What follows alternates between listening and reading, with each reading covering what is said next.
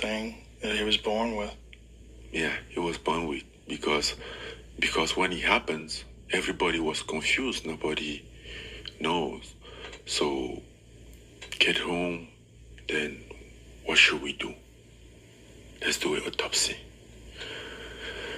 But that one was tough, because you think that they say, you know, what, that they're gonna tear him, cut his head. Like, I mean, a kid that yesterday you were excited to talk to him, now they are talking about like, cut him this way. Like, how come that is like, oh. But, you know, it's at least good to know what happened. Maybe that might save somebody in the future, because it's still a mystery there. So say, let's do the autopsy. That's when they find all this out. Yeah. Those are the words of Francis Ngannou as he was a guest on Joe Rogan. That was a piece of his podcast explaining what happened with his son. Really, to go into detail, it was a medical condition that they found out when they decided to do an autopsy. And first of all, very strong man, Francis Ngannou. Very strong brother, man. I mean, very strong guy. Because I could only imagine if something happened to my child.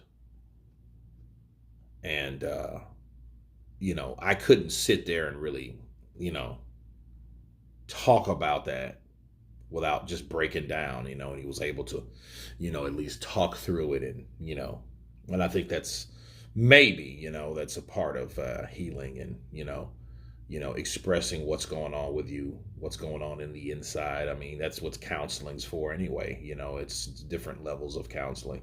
And I think this is his way of getting it out and telling everyone, the world, like what happened to him, his son. Despite what happened to him against AJ, that's a totally different video. I wanted to show this video simply because I don't want people to forget what Francis Ngannou did, what he's been through, where he got, and what recently happened to him. And the things that may seem extraordinary that he went through, you know, compared to something that could happen to anyone, unfortunately, with the loss of a child.